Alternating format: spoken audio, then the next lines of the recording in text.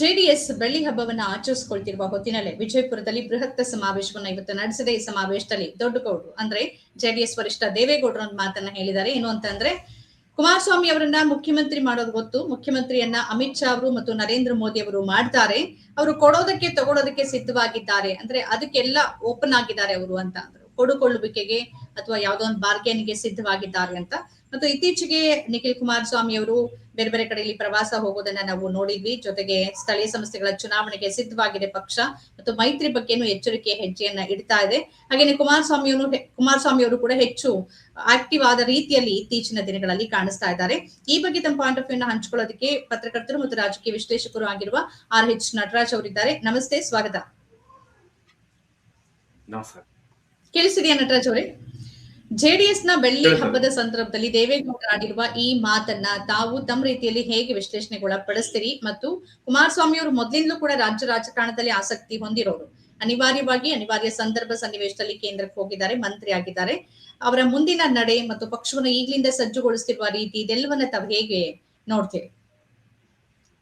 ನಾನು BJP point of view ನಲ್ಲಿ ಇದನ್ನ ನೋಡ್ತೀನಿ. ಬಿಜೆಪಿ ಏನು ಅಂತ ಹೇಳಿದ್ರೆ, ಅದು ತನ್ನ ಬಲವನ್ನ ವಿಸ್ತರಣೆ ಮಾಡ್ಲಿಕ್ಕಾಗಿ ಪ್ರಾದೇಶಿಕ ಪಕ್ಷಗಳ ಮೇಲೆ ಅತಿಯಾದ ಅವಲಂಬನೆಯನ್ನ ಮಾಡ್ಕೊಂಡಿದೆ. ಪ್ರಾದೇಶಿಕ ನಾಯಕತ್ವ ಗಟ್ಟಿಯಾಗಿತ್ತು ಅಂದ್ರೆ ಬಿಜೆಪಿಯ ನಾಯಕತ್ವವು ಕೂಡ ಗಟ್ಟಿಯಾಗಿರುತ್ತೆ ಎನ್ನುವಂತ ತತ್ವದಲ್ಲಿ ನಂಬಿಕೆ ಇಟ್ಕೊಂಡು ಅದೇ ರೀತಿಯಾದಂತ ರಾಜಕಾರಣವನ್ನ ಮಾಡ್ತಾ ಇದೆ. ಅದಕ್ಕೆ ತುಂಬಾ ಯಶಸ್ಸು ಸಿಕ್ಕಿರೋದು ಬಿಹಾರ ಮತ್ತು ಮಹಾರಾಷ್ಟ್ರದಲ್ಲಿ. ಹಾಗಾಗಿ ಅದೇ ಆಧಾರದಲ್ಲಿ ಕಳೆದ ಲೋಕಸಭಾ ಚುನಾವಣೆಯ ಸಮಯದಲ್ಲಿ ಜೆಡಿಎಸ್ ಜೊತೆ ಮೈತ್ರಿ ಮಾಡಿಕೊಳ್ತು. ಜೆಡಿಎಸ್ ಪ್ರಬಲವಾಗಿ ದಕ್ಷಿಣ ಕರ್ನಾಟಕದಲ್ಲಿ ಅಂದ್ರೆ ಹೆಚ್ಚು ಪ್ರಾಬಲ್ಯವನ್ನ ಹೊಂದಿದೆ. ಹಾಗೆ ಉತ್ತರ ಕಲ್ಯಾಣ ಕರ್ನಾಟಕ ಪ್ರದೇಶದ ರಾಯಚೂರು, ಕಲಬುರಗಿ, ಯಾದಗಿರಿಯಲ್ಲಿ ಕೂಡ ಬೀದರ್ನಲ್ಲಿ ತನ್ನ ಒಂದು ಬೇರುಗಳನ್ನ ಪ್ರಬಲವಾಗಿ ಹೊಂದಿದೆ. ಹೀಗಾಗಿ ಜೆಡಿಎಸ್ ಜೊತೆಗೆ ಹೋದ್ರೆ ಬಿಜೆಪಿಗೆ ಅತಿ ಹೆಚ್ಚು ಅನುಕೂಲಕರ ಆಗತ್ತೆ ಅನ್ನುವಂತ ಅಂಶಗಳ ಕಾರಣಕ್ಕಾಗಿಯೇ ಕಳೆದ ಲೋಕಸಭಾ ಚುನಾವಣೆಯಲ್ಲಿ ಮೈತ್ರಿ ಮಾಡಿಕೊಂಡ ಪರಿಣಾಮವಾಗಿ ಬಿಜೆಪಿಗೂ ದೊಡ್ಡ ಪ್ರಮಾಣದಲ್ಲಿ ಲಾಭ ಆಯಿತು. ಅದಕ್ಕಿಂತ ಹೆಚ್ಚಿನ ಪ್ರಮಾಣದಲ್ಲಿ ಜೆಡಿಎಸ್ ಲಾಭ ಆಯಿತು. ಜೆಡಿಎಸ್ ಕಳೆದ ವಿಧಾನಸಭಾ ಚುನಾವಣೆಯಲ್ಲಿ ಅತ್ಯಂತ ಕಡಿಮೆ ಸ್ಥಾನ ಗಳಿಸಿದ ನಂತರದಲ್ಲಿ ಜೆಡಿಎಸ್ ನ ಇನ್ನೇನು ಮುಗಿದೇ ಹೋಯ್ತು ಅನ್ನುವಂತ ವ್ಯಾಖ್ಯಾನಗಳು ಕೇಳಿ ಬರ್ತಾ ಇತ್ತು. ಇರುವಂತ 19 ಜನ ಕೂಡ ಯಾವುದೇ ಸಮಯದಲ್ಲಿ ಆಡಳಿತಾರೂಢ ಕಾಂಗ್ರೆಸ್ ಜೊತೆ ಜಾಯಿನ್ ಆಗ್ತಾರೆ. ಹಾಗಾಗಿ ಜೆಡಿಎಸ್ ಅನ್ನುವಂಥದ್ದು ಅಸ್ತಿತ್ವವನ್ನೇ ಕಳ್ಕೊಳ್ಳುತ್ತೆ, ರಾಜ್ಯದಲ್ಲಿ ಕಣ್ಮರೆ ಆಗುತ್ತೆ ಅನ್ನುವಂತ ಚರ್ಚೆಗಳು ನಡೆಯುತ್ತಿತ್ತು. ಆದ್ರೆ ಲೋಕಸಭಾ ಚುನಾವಣೆಯಲ್ಲಿ ಮಾಡ್ಕೊಂಡಂತ ಮೈತ್ರಿ ಜೆಡಿಎಸ್ಗೆ ದೊಡ್ಡ ಮಟ್ಟದ ಒಂದು ಬೂಸ್ಟ್ ಸಿಕ್ಕಿದೆ. ಹಾಗೆ ಅದಕ್ಕೆ ಪ್ರತಿಯಾಗಿ ಬಿಜೆಪಿಗೂ ಕೂಡ ದೊಡ್ಡ ಲಾಭ ಸಿಕ್ಕಿದೆ. ಹೀಗಾಗಿ ಈ ಮೈತ್ರಿ ಮುಂದುವರಿಯಬೇಕು ಅನ್ನುವಂಥದ್ದು ಬಿಜೆಪಿ ನಾಯಕರ ಹೆಬ್ಬಯಕೆ ಆಗಿದೆ. ಅದರಲ್ಲೂ ಪ್ರಮುಖವಾಗಿ ಪ್ರಧಾನಿ ನರೇಂದ್ರ ಮೋದಿ ಮತ್ತು ಕೇಂದ್ರ ಗೃಹ ಮಂತ್ರಿ ಅಮಿತ್ ಶಾ ಅವರದು. ಹಾಗಾಗಿಯೇ ಅವರು ಇವರಿಗೆ ಒಂದು ಉನ್ನತ ಹುದ್ದೆಯನ್ನ ಕೊಟ್ಟಿದ್ದಾರೆ. ಕೇಂದ್ರ ಮಂತ್ರಿಯಾಗಿ ಕಾರ್ಯವನ್ನು ನಿರ್ವಹಣೆ ಮಾಡಿ 2 ಪ್ರಬಲ ಖಾತೆಗಳನ್ನ ಕೊಟ್ಟಿದ್ದಾರೆ. ಹಾಗೆ ಕುಮಾರಸ್ವಾಮಿ ಅವರು ಕೂಡ ತಾವು ಏನೋ ಕೇಂದ್ರ ಮಂತ್ರಿ ಆಗಿದ್ದೀನಿ ಏನೋ ಅನ್ನೋ ಲೆಕ್ಕದಲ್ಲಿಲ್ಲ. ತಮ್ಮ ಇಲಾಖೆಯನ್ನ ಅತ್ಯಂತ ಸಮರ್ಥವಾಗಿ ನಿರ್ವಹಣೆಯನ್ನ ಮಾಡ್ತಾ ಇದ್ದಾರೆ. ರಾಜ್ಯದ ಹಲವಾರು ಯೋಜನೆಗಳನ್ನ ಜಾರಿಗೆ ತರೋದಕ್ಕೆ ಪ್ರಯತ್ನ ಪಟ್ಟಿದ್ದಾರೆ. ಇಡೀ ದೇಶಾದ್ಯಂತ ಪ್ರವಾಸ ಕೂಡ ಮಾಡ್ತಾ ಇದ್ದಾರೆ. ಇಲಾಖೆಯನ್ನ ಇತರೆ ಬಿಜೆಪಿ ಮಂತ್ರಿಗಳಿಗಿಂತ ಅತಿ ಹೆಚ್ಚು ಸಮರ್ಥವಾಗಿ ನಿಭಾಯಿಸ್ತಾ ಇದ್ದಾರೆ. ಅದಕ್ಕಾಗಿ ಅವರು ಪ್ರಧಾನಿ ಮೋದಿ ಅವರ ವಿಶ್ವಾಸವನ್ನು ಕೂಡ ಗಿಟ್ಟಿಸಿಕೊಂಡಿದ್ದಾರೆ. ಮತ್ತೆ ಇಲ್ಲಿಯವರೆಗೆ ಏನು 2 ಅವಧಿಯಲ್ಲಿ ಕುಮಾರಸ್ವಾಮಿ ಅವರು ಮುಖ್ಯಮಂತ್ರಿ ಆದಂತ ಅವಧಿಯಲ್ಲಿ ನಡೆದಂತ ಆಡಳಿತ ಮತ್ತೆ 2ನೇ ಅವಧಿಯಲ್ಲಿ ಅವ್ರ ವಿರುದ್ಧ ಕೇಳಿದಂತ ಅಪಸ್ವರಗಳು ಇವುಗಳನ್ನೆಲ್ಲ ಗಮನದಂತವ್ರಿಗೆ ಕೇಂದ್ರ ಮಂತ್ರಿಯಾಗಿ ಕೂಡ ಇವ್ರು ಏನಾದ್ರೂ ಮಾಡಬಹುದು ಅನ್ನುವಂತ ಅನುಮಾನಗಳಿದ್ವು. ಆದ್ರೆ ಕೇಂದ್ರ ಮಂತ್ರಿಯಾಗಿ ಇವರು ಅತ್ಯಂತ ಸಮರ್ಥವಾಗಿ ಕೆಲಸ ಮಾಡ್ತಿದ್ದಾರೆ. ಅಷ್ಟೇ ಅಲ್ಲ, ತಮ್ಮ ಇಲಾಖೆಯ ಪ್ರತಿನಿತ್ಯದ ಆಗು ಹೋಗುಗಳ ಬಗ್ಗೆ ಪ್ರಧಾನಿ ಮೋದಿ ಅವರ ಸಚಿವಾಲಯ ಮತ್ತು ಕೇಂದ್ರ ಗೃಹ ಮಂತ್ರಿ ಅಮಿತ್ ಶಾ ಅವರ ಸಚಿವಾಲಯಕ್ಕೆ ಮಾಹಿತಿಯನ್ನ ಕೊಡ್ತಾ ಇದ್ದಾರೆ. ಹಾಗಾಗಿ 3ನೇ ವ್ಯಕ್ತಿ ಹೋಗಿ ಕೈಗಾರಿಕೆ ಇಲಾಖೆಯಲ್ಲಿ ಹೀಗಾಯ್ತು, ಕಲ್ಲಿದ್ದಲು ಇಲಾಖೆಯಲ್ಲಿ ಹೀಗಾಯ್ತು ಅನ್ನೋ ರೀತಿಯಲ್ಲಿ ಯಾರಿಗೂ ಹೇಳೋ ಅಗತ್ಯ ಇಲ್ಲ. ಅಷ್ಟರ ಮಟ್ಟಿಗೆ ಇವರ ವಿಶ್ವಾಸವನ್ನ ಗಿಟ್ಟಿಸ್ಕೊಂಡಿದ್ದಾರೆ. ಹಾಗಾಗಿ ಕರ್ನಾಟಕದ ಯಾವುದೇ ರಾಜಕೀಯ ವಿದ್ಯಮಾನಗಳಿರ್ಲಿ, ಆಡಳಿತಾತ್ಮಕ ಇದ್ರೂ ಕೂಡ ಪ್ರಮುಖವಾಗಿ ಅಮಿತ್ ಶಾ ಮತ್ತು ಪ್ರಧಾನಿ ಅವರು ಸಂಪರ್ಕ ಮಾಡೋದು ರಾಜ್ಯ ಬಿಜೆಪಿ ನಾಯಕರನ್ನಲ್ಲ, ಮೊದಲಿಗೆ ಕುಮಾರಸ್ವಾಮಿ ಅವರನ್ನ. ಹಾಗಾಗಿ ಕರ್ನಾಟಕದ ಬಿಜೆಪಿ ನಾಯಕರು ಅಮಿತ್ ಶಾ ಅವರ ಭೇಟಿಗಾಗಿ ದಿನಗಟ್ಟಲೆ ಕಾಯ್ತಾ ಇರ್ತಾರೆ. ಕುಮಾರಸ್ವಾಮಿ ಅವರು ಸ್ಟ್ರೈಟ್ ಅವೇ ವಾಕಿನ್ ಹೋಗಿ ಮೋದಿ ಅವರನ್ನ ಮತ್ತೆ ಅಮಿತ್ ಶಾ ಅವರನ್ನ ಭೇಟಿ ಮಾಡ್ತಾರೆ. ಅಷ್ಟರ ಮಟ್ಟಿಗೆ ಅವರ ಸಂಬಂಧಗಳು ಗಟ್ಟಿಯಾಗಿವೆ. ಇನ್ನು ರಾಜ್ಯ ರಾಜಕಾರಣಕ್ಕೆ ಬರೋದಾದ್ರೆ ಕರ್ನಾಟಕದಲ್ಲಿ ಈಗಾಗಲೇ ಮೊನ್ನೆ ನಡೆದಂತ ಬಿಜೆಪಿಯ ರಾಜ್ಯ ಕಾರ್ಯಕಾರಿಣಿ ಸಭೆಯನ್ನ ಗಮನಿಸಬಹುದು. ಮಂಜುಳಾ, ಅಲ್ಲಿ ಬಿಜೆಪಿಯ ಹಿರಿಯ ನಾಯಕರು ಇವತ್ತು ಹುಟ್ಟುಹಬ್ಬವನ್ನು ಆಚರಿಸಿಕೊಳ್ತಾ ಇರುವಂತ ಮಾಜಿ ಮುಖ್ಯಮಂತ್ರಿ ಯಡಿಯೂರಪ್ಪ ಅವರು ಒಂದು ಮಾತನ್ನ ಹೇಳಿದ್ರು. ಮುಂದಿನ ವಿಧಾನಸಭೆ ಚುನಾವಣೆ ವಿಜೇಂದ್ರ ಅವರ ನಾಯಕತ್ವದಲ್ಲಿ ಎದುರಿಸಲಾಗುತ್ತದೆ. ವಿಜೇಂದ್ರ ಅವರ ನಾಯಕತ್ವದಲ್ಲಿ ವಿಧಾನಸಭೆ ಚುನಾವಣೆ ಹೋಗುತ್ತೆ. ಕಾರ್ಯಕರ್ತರು ಒಟ್ಟಾಗಿ ಕೆಲಸ ಮಾಡಬೇಕು. ಬಿಜೆಪಿಗೆ ದೊಡ್ಡ ಸಂಖ್ಯೆಯಲ್ಲಿ ಬಹುಮತವನ್ನ ತಂದುಕೊಡ್ಬೇಕು. ಆ ಮೂಲಕ ವಿಜೇಂದ್ರ ಅವರನ್ನ ರಾಜ್ಯದ ಮುಖ್ಯಮಂತ್ರಿಯನ್ನಾಗಿ ಮಾಡಬೇಕು ಅನ್ನುವಂತ ಕರೆಯನ್ನ ಕೊಟ್ಟಿದ್ದಾರೆ. ಅಂದ್ರೆ ಬಹಿರಂಗವಾಗಿ. ಈ ಹಿಂದೆಯೂ ಕೂಡ ಹಲವಾರು ಬಾರಿ ಚರ್ಚೆ ನಡೀತಾ ಇತ್ತು. ಅಂದ್ರೆ ಯಡಿಯೂರಪ್ಪ ಅವರ 1 ಪಾಯಿಂಟ್ ಅಜೆಂಡಾ ತಮ್ಮ ಪುತ್ರನನ್ನ ಮುಖ್ಯಮಂತ್ರಿ ಮಾಡಬೇಕು ಅನ್ನುವಂಥದ್ದಾಗಿದೆ. ಹಾಗಾಗಿಯೇ ಕಳೆದ ಕೆಲವು ದಿನಗಳಿಂದ ಮೈತ್ರಿಯ ವಿಷಯವಾಗಿ ಅಲ್ಲಲ್ಲಿ ಅಪಸ್ವರಗಳು ಬರ್ತಾ ಇದೆ. ಮೈತ್ರಿ ವಿಧಾನಸಭೆ ಚುನಾವಣೆವರೆಗೂ ಇರುತ್ತಾ ಇಲ್ವಾ, ಸ್ಥಳೀಯ ಸಂಸ್ಥೆ ಚುನಾವಣೆಗಳಿಗಲ್ಲೇ ಬ್ರೇಕ್ ಆಗ್ಬೋದಾ ಅನ್ನುವಂಥದ್ದು.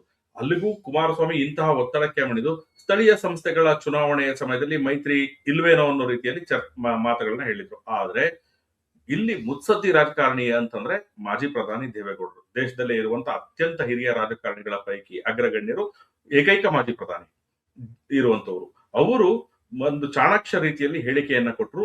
ಸ್ಥಳೀಯ ಸಂಸ್ಥೆ ಚುನಾವಣೆಯಲ್ಲೂ ಕೂಡ ಮೈತ್ರಿ ಮುಂದುವರಿಯುತ್ತೆ ಅನ್ನುವಂಥದ್ದು. ಅವರ ಅರ್ಥ ಸ್ಥಳೀಯ ಸಂಸ್ಥೆ ಚುನಾವಣೆ ಅಲ್ಲ, ಅವ್ರ ಟಾರ್ಗೆಟ್ ವಿಧಾನಸಭೆ ಚುನಾವಣೆಯಲ್ಲಿ ಈ ಮೈತ್ರಿ ಮುಂದುವರಿಯಬೇಕು.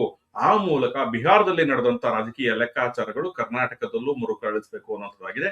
ಹಾಗಾಗಿಯೇ ಅವ್ರು ಹೇಳ್ತಾ ಇರೋದು, ಚುನಾವಣೆ ನಡೆದು ವಿಧಾನಸಭಾ ಚುನಾವಣೆ ನಡೆದ್ರೆ ಏನ್ ಮೈತ್ರಿಕೂಟ ಅಧಿಕಾರಕ್ಕೆ ಬಂದ್ರೆ ನಿಸ್ಸಂದೇಹವಾಗಿ ಕುಮಾರಸ್ವಾಮಿ ಅವರು ರಾಜ್ಯದ ಮುಖ್ಯಮಂತ್ರಿ ಆಗ್ತಾರೆ. ಅದಕ್ಕಾಗಿಯೇ ಅವರು ಈ ರೀತಿಯಾದಂತ ಹೇಳಿಕೆಯನ್ನು ದಾಳವನ್ನು ಉರುಳಿಸ್ತಾ ಇದ್ದಾರೆ. ಈಗ ರಾಜ್ಯಸಭೆ ಅವಧಿ ಮುಗಿದಿದೆ ಜೂನ್ ನಲ್ಲಿ ದೇವೇಗೌಡರದು. ನನಗೆ ತಿಳಿದಿರುವ ಪ್ರಕಾರ ಮತ್ತೊಂದು ಅವಧಿಗೆ ಬಿಜೆಪಿಯ ನೆರವಿನೊಂದಿಗೆ ದೇವೇಗೌಡರು ರಾಜ್ಯಸಭಾ ಸದಸ್ಯರಾಗ್ತಾರೆ. ಇಲ್ಲಿ 2 ಅಡ್ವಾಂಟೇಜ್. ದೇವೇಗೌಡರಂತ ಒಂದು ಮುತ್ಸದ್ದಿ ನಾಯಕತ್ವ ಕರ್ನಾಟಕಕ್ಕೂ ಬೇಕು, ದೇಶಕ್ಕೂ ಬೇಕು. ಯಾಕೆಂದ್ರೆ ಹಲವಾರು ವಿಷಯಗಳಲ್ಲಿ ರಾಜ್ಯಸಭೆಯಲ್ಲಿ ಅವರು ಮಾತಾಡುವಂಥದ್ದು ನಿಜಕ್ಕೂ ಎಲ್ಲರೂ ಒಪ್ತಾ ಇರುವಂಥದ್ದು. ಹಾಗೆ ಬಿಜೆಪಿ ಏನು ಅಂತ ಹೇಳಿದ್ರೆ, ಇಂತಹ ದೊಡ್ಡ ರಾಜಕಾರಣಿ, ಒಕ್ಕಲಿಗ ಸಮುದಾಯಕ್ಕೆ ಸೇರಿರುವಂತಹ ಪ್ರಭಾವಿ ನಾಯಕ, ದೇಶದ ಏಕೈಕ ಮಾಜಿ ಪ್ರಧಾನಿ ಅವರನ್ನ ರಾಜ್ಯಸಭೆಗೆ ಕಳಿಸ್ಕೊಂಡ್ರೆ ಆ ಸಮುದಾಯದ ಬೆಂಬಲ ತನಗೆ ಸಿಕ್ಕೇ ಸಿಗುತ್ತೆ ಅನ್ನುವಂತ ಲೆಕ್ಕಾಚಾರ. ಹಾಗೆ ದೇವೇಗೌಡರಿಗೆ ಒಂದು ತಾವು ರಾಜ್ಯಸಭೆಯಲ್ಲಿ ಹೋಗಿ ಕರ್ನಾಟಕವನ್ನ ಪ್ರತಿನಿಧಿಸಬೇಕು ಅನ್ನೋದು ಒಂದಾದ್ರೆ, ತಮ್ಮ ಪಕ್ಷದ ಹಿತವನ್ನ ಕಾಯಲಿಕ್ಕೆ ತಮಗೆ ರಾಜ್ಯಸಭೆಯ ಸದಸ್ಯತ್ವ ಬೇಕು. ಈ ರಾಜ್ಯಸಭಾ ಸದಸ್ಯತ್ವವನ್ನು ಇಟ್ಕೊಂಡು ಯಾವುದೇ ಸಮಯದಲ್ಲಿ ಪ್ರಧಾನಿ ಮೋದಿ ಮತ್ತೆ ಅಮಿತ್ ಶಾ ಸೇರಿದಂತೆ ಎಲ್ಲ ನಾಯಕರನ್ನ ಭೇಟಿ ಮಾಡಬಹುದು ಅನ್ನೋದು, ಮತ್ತೆ ಅವರಿಗೆ ಮನವರಿಕೆ ಮಾಡ್ಕೊಡ್ಬೋದಾಗುತ್ತೆ ಕರ್ನಾಟಕ ರಾಜ್ಯದ ವಿದ್ಯಮಾನಗಳ ಬಗ್ಗೆ.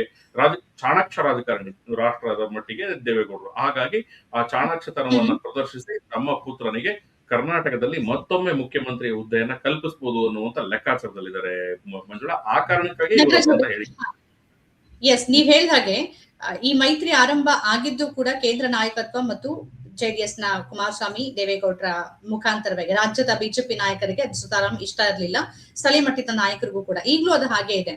ಈಗಲೇ ಕೇಳಿ ಬರ್ತಿರೋ ಚರ್ಚೆ ಮತ್ತು ನೀವು ಹೇಳಿದ ಹಾಗೆ ಮುಂದಿನ ವಿಧಾನಸಭೆ ಚುನಾವಣೆಯಲ್ಲಿ ಲಾಭ ನಷ್ಟದ ಲೆಕ್ಕಾಚಾರ ಏನೇ ಆದ್ರೂ ಈಗಿನ ಕಾಂಗ್ರೆಸ್ ಸರ್ಕಾರದ ಅವಧಿ ಮತ್ತು ಅದರ ಆಡಳಿತ ವಿರೋಧಿ ಅಲೆಯಿಂದ ಏನಾದ್ರೂ ಅಧಿಕಾರಕ್ಕೆ ಬಂದ್ರೆ ಆ ಸಂದರ್ಭದಲ್ಲಿ ಕುಮಾರಸ್ವಾಮಿ ಅವರೇ ಮುಖ್ಯಮಂತ್ರಿ ಆಗ್ತಾರೆ ಅನ್ನೋ ಒಂದು ಅಸಮಾಧಾನ ಈಗಲೇ ಬಿಜೆಪಿ ನಾಯಕರಲ್ಲಿ, ರಾಜ್ಯ ನಾಯಕರಲ್ಲಿ ಶುರುವಾಗಿದೆ. ಅದನ್ನು ಹೇಳೋದಕ್ಕೂ ಆಗ್ತಿಲ್ಲ, ಬಿಡೋದಕ್ಕೂ ಆಗ್ತಿಲ್ಲ, ಆ ತರದ ಸ್ಥಿತಿಯಲ್ಲಿದ್ದಾರೆ ಅನ್ನೋ ಮಾಹಿತಿಗಳು, ಚರ್ಚೆಗಳು ಒಳಗೆ ನಡೀತಾ ಇದೆ. ಇದ್ರ ಬಗ್ಗೆ ಏನ್ ಪ್ರತಿಕ್ರಿಯಿಸ್ತೀರಿ? ಅಂದ್ರೆ ಬಿಜೆಪಿ ಕೇಂದ್ರ ನಾಯಕತ್ವಕ್ಕೆ ಜೆಡಿಎಸ್ ಬೇಕು, ಜೆಡಿಎಸ್ಗೆ ಬಿಜೆಪಿ ಬೇಕು, ಯಾಕಂದ್ರೆ ಅಧಿಕಾರ ಹಿಡಿಯೋದಕ್ಕೆ.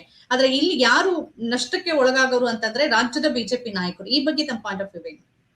ಇಲ್ಲ, ಇಲ್ಲಿ ರಾಜ್ಯದ ಬಿಜೆಪಿ ನಾಯಕರು ಅಂತ ಹೇಳಿದ್ರೆ, ರಾಜ್ಯದ ಬಿಜೆಪಿ ನಾಯಕರು ಅಂತ ನೇರವಾಗಿ ವಿಜಯೇಂದ್ರ ಮತ್ತವರ ಬಣ ಅವರು ಮಾತ್ರನೇ ಇಲ್ಲಿ ದೊಡ್ಡ ಹೊಡೆತಕ್ಕೆ ಸಿಕ್ಕಾಕೊಡುವಂಥದ್ದು. ಯಾಕೆ ಅಂತ ಹೇಳಿದ್ರೆ, ಅವರಿಗೆ ಒಂದು ಗುರಿ ಇಟ್ಕೊಂಡು ನಾವು ಮುಖ್ಯಮಂತ್ರಿ ಆಗ್ಬೇಕು ಅನ್ನೋ ರೀತಿಯಲ್ಲೇ ಹೊರಟಿದ್ದಾರೆ. ಹಾಗಾಗಿ ಕುಮಾರಸ್ವಾಮಿ ಅವರು ಎಲ್ಲ ಅವರಿಗೆ ಅಡ್ಡಿ ಆಗ್ಬೋದು ಅನ್ನೋ ಲೆಕ್ಕಕ್ಕಾಗಿ ಅವರು ಮತ್ತು ಅವರ ಬೆಂಬಲಿಗರೇ ಈ ಮೈತ್ರಿಗೆ ಅಪಸ್ವರ ವ್ಯಕ್ತಪಡಿಸ್ತಾ ಇರೋದು. ಆದ್ರೆ ನೀವು ಉಳಿದಂತೆ ಬರುವಂತ ಬೇರೆ ನಾಯಕರುಗಳನ್ನ ನೋಡಿ. ಅಶೋಕ್ ಅವರು ಮುಖ್ಯಮಂತ್ರಿ ಯಾರಾಗಬೇಕು ಅನ್ನುವಂಥದ್ದು ವಿಧಾನಸಭೆ ಚುನಾವಣೆ ಮುಗಿದ ನಂತರ ಪ್ರಧಾನಿ ಮೋದಿ ಮತ್ತು ಅಮಿತ್ ಶಾ ಅವರು ಕೂತು ಜೆಡಿಎಸ್ ನಮ್ಮ ಮೈತ್ರಿ ಪಕ್ಷ ಇದೆ, ಜೆಡಿಎಸ್ ನಾಯಕರ ಜೊತೆ ಕೂತು ತೀರ್ಮಾನ ಮಾಡ್ತಾರೆ ಮುಖ್ಯಮಂತ್ರಿ ಯಾರು ಅನ್ನೋದು ಇಲ್ಲಿವರೆಗೆ ಆಗಿಲ್ಲ ಅಂತ. ಆದ್ರೆ ಯಡಿಯೂರಪ್ಪ ಹೇಳ್ತಾರೆ, ವಿಧಾನಸಭೆ ಚುನಾವಣೆ ಮುಗಿದು ಬಿಜೆಪಿ ಸ್ಪಷ್ಟ ಬಹುಮತ ಬಂದ್ರೆ ವಿಜಯೇಂದ್ರ ಮುಖ್ಯಮಂತ್ರಿ ಅಂತ ಹೇಳ್ತಾರೆ. ಹಾಗಾಗಿ ವಿಜಯೇಂದ್ರ ಮತ್ತು ಅವರ ಆಪ್ತ ಬಣಕ್ಕೆ ಮಾತ್ರ ಕುಮಾರಸ್ವಾಮಿ ಅವರ ನಾಯಕತ್ವ ಅಪತ್ಯ. ಅದೇ ರೀತಿಯಲ್ಲಿ ನೀವು ಬೊಮ್ಮಾಯಿ ಅವರ ಹೇಳಿಕೆಯನ್ನ ಗಮನಿಸಬಹುದು, ಜಗದೀಶ್ ಶೆಟ್ಟರ್ ಅವರ ಹೇಳಿಕೆಯನ್ನ ಗಮನಿಸಬಹುದು, ಈ ಕೇಂದ್ರ ಮಂತ್ರಿ ಸೋಮಣ್ಣ ಅವರ ಹೇಳಿಕೆಯನ್ನ ಗಮನಿಸಬಹುದು. ಇವರೆಲ್ಲರೂ ಬಿಜೆಪಿ 2 ಬಣಗಳಾಗಿದೆ. ಅವರಿಗೆ ಒಂದು ಒಂದು ಬಣಕ್ಕೆ ಸ್ಪಷ್ಟವಾಗಿ ಕುಮಾರಸ್ವಾಮಿ ಅವರ ನಾಯಕತ್ವ ಮತ್ತೆ ಜೆಡಿಎಸ್ ನ ಬೆಂಬಲ ಬೇಕೇ ಬೇಕಾಗುತ್ತೆ. ಯಾಕೆಂತಂದ್ರೆ ದಕ್ಷಿಣ ಕರ್ನಾಟಕದಲ್ಲಿ ಜೆಡಿಎಸ್ ಬಿಜೆಪಿಗಿಂತ ಅತ್ಯುತ್ತಮವಾಗಿದೆ, ಏನು ಮಂಗಳೂರು ಮತ್ತೆ ಕರಾವಳಿ ಪ್ರದೇಶವನ್ನ ಬಿಟ್ಟು ಈ ಕಡೆಯಲ್ಲಿ. ಹಾಗಾಗಿ ಅವರಿಗೆ ಜೆಡಿಎಸ್ ಬೆಂಬಲದೊಂದಿಗೆ ಬಿಜೆಪಿಯನ್ನ ಕಟ್ಟಲೇಬೇಕು ಅನ್ನುವಂಥದ್ದು. ಹಾಗೆ ಕುಮಾರಸ್ವಾಮಿ ಅವರ ಜನಪ್ರಿಯತೆ ಕೂಡ ರಾಜ್ಯಾದ್ಯಂತ ಇದೆ, ಅದನ್ನ ಎನ್ಕ್ಯಾಶ್ ಮಾಡ್ಕೊಳ್ಬೇಕು ಅನ್ನುವಂತ ಲೆಕ್ಕಾಚಾರದಲ್ಲಿದೆ. ಅವ್ರದ್ದೇನು ಲೆಕ್ಕ ಹೇಳಿದ್ರೆ, ಜೆಡಿಎಸ್ ಅಂತ ಹೇಳಿದ್ರೆ ನಿಮಗೆ ಪ್ರಮುಖವಾಗಿ ಕಾಣುವಂತದ್ದು ಇಬ್ಬರೇ ಪ್ರಮುಖ ನಾಯಕತ್ವ. ಒಂದು ಮಾಜಿ ಪ್ರಧಾನಿ ದೇವೇಗೌಡರು, ಇನ್ನೊಂದು ಕುಮಾರಸ್ವಾಮಿ ಅವರು. ಬೇರೆ ಬೇರೆ ಕಾರಣಗಳಿಗಾಗಿ ಕುಮಾರಸ್ವಾಮಿ ಅವರು ಮತ್ತೆ ದೇವೇಗೌಡರು ಎಷ್ಟು ದಿನದವರೆಗೆ ಈ ಪಕ್ಷವನ್ನ ಮುನ್ನಡೆಸಬಹುದು. ಹಾಗಾಗಿ ಅವರಿಗೆ ಈ ನಾಯಕತ್ವವನ್ನ ಕೊಡುವ ಮೂಲಕ ಆ ಸಮುದಾಯದ ಬೆಂಬಲವನ್ನ ಗಿಟ್ಟಿಸ್ಕೊಳ್ಬೇಕು ಅಂತ ಈ ಹಿಂದೆ ರಾಮಕೃಷ್ಣ ಹೆಗಡೆ ಅವರಿಗೆ ಬಿಜೆಪಿ ನಾಯಕರು ನಾಯಕತ್ವವನ್ನ ಕೊಡುವ ಮೂಲಕ ವೀರಶೈವ ಲಿಂಗಾಯತ ಸಮುದಾಯದ ಬೆಂಬಲವನ್ನ ಗಿಟ್ಟಿಸ್ಕೊಂಡ್ರು. ಅದೇ ತಂತ್ರಗಾರಿಕೆಯನ್ನ ಇಲ್ಲೂ ಕೂಡ ಮಾಡ್ತಾ ಇದ್ದಾರೆ. ದೇವೇಗೌಡರು ಮತ್ತು ಕುಮಾರಸ್ವಾಮಿ ಅವರಿಗೆ ನಾಯಕತ್ವವನ್ನು ಒಪ್ಪಿಕೊಳ್ಳುವ ಮೂಲಕ ರಾಮಕೃಷ್ಣ ಹೆಗಡೆ ಅವರ ನಂತರದಲ್ಲಿ ಇಡೀ ಸಮುದಾಯ ಬಿಜೆಪಿ ಜೊತೆಗಿದೆ. ಹಾಗಾಗಿ ಇವರ ನಂತರದಲ್ಲಿ ಇಡೀ ಒಕ್ಕಲಿಗ ಸಮುದಾಯ ಬಿಜೆಪಿ ಜೊತೆ ನಿಲ್ಲಬಹುದು ಅನ್ನುವಂತ ಲೆಕ್ಕಾಚಾರ. ಆ ಲೆಕ್ಕಾಚಾರಕ್ಕೆ ಅನುಗುಣವಾಗಿ ವಿಜಯೇಂದ್ರ ಹೊರತುಪಡಿಸಿದಂತ ಬಿಜೆಪಿ ನಾಯಕರು ಕುಮಾರಸ್ವಾಮಿ ಅವರ ಜೊತೆ ನಿಂತಿದ್ದಾರೆ. ವಿಜಯೇಂದ್ರ ಮತ್ತು ಅವರ ಬೆಂಬಲಿಗರು ಮಾತ್ರ ಇದು ವಿರುದ್ಧ ಇರುವಂತದ್ದು. ಹಾಗಾಗಿ ಅವರೆಲ್ಲರಿಗೂ ಕುಮಾರಸ್ವಾಮಿ ನಾಯಕತ್ವ ಬೇಕು. ಅದನ್ನೇ ಲೆಕ್ಕದಲ್ಲಿಟ್ಕೊಂಡು ದೇವೇಗೌಡರು ಈ ರೀತಿಯಾದಂತ ಹೇಳಿಕೆಯನ್ನ ಕೊಡ್ತಾ ಇದ್ದಾರೆ. ನಟರಾಜ್ ಅವರೇ, ಇಷ್ಟೊತ್ತು ಈ ವಿಚಾರದ ಬಗ್ಗೆ ತಮ್ಮ ಪಾಯಿಂಟ್ ಆಫ್ ವ್ಯೂ ನಮ್ಮ ಜೊತೆಗೆ ಹಂಚಿಕೊಂಡ್ರೆ ಧನ್ಯವಾದಗಳು ನಿಮಗೆ. ನಮಸ್ಕಾರ. ಧನ್ಯವಾದಗಳು. Thank you. ಆದ್ಮೇಲೆ ಇದಾಗಿತ್ತು ಇವತ್ತಿನ ಪಾಯಿಂಟ್ ಆಫ್ ವ್ಯೂ ಕಾರ್ಯಕ್ರಮ. ಈ ತರದ ಬೇರೆ ಬೇರೆ ವಿಶೇಷ ಕಾರ್ಯಕ್ರಮಗಳು, ಚರ್ಚೆಗಳನ್ನ ತಾವು ನೋಡ್ಬೇಕು ಅಂತಂದ್ರೆ ನಮ್ಮ ಚಾನೆಲ್ ಸಬ್ಸ್ಕ್ರೈಬ್ ಮಾಡಿ, ನಮ್ಮ ಕಾರ್ಯಕ್ರಮಗಳನ್ನ ಲೈಕ್ ಮಾಡಿ ಮತ್ತು ಶೇರ್ ಮಾಡಿ. ಈ ಕಾರ್ಯಕ್ರಮದ ಬಗ್ಗೆ ಅನಿಸಿಕೆ, ಅಭಿಪ್ರಾಯ ಇದ್ರೆ ಕಮೆಂಟ್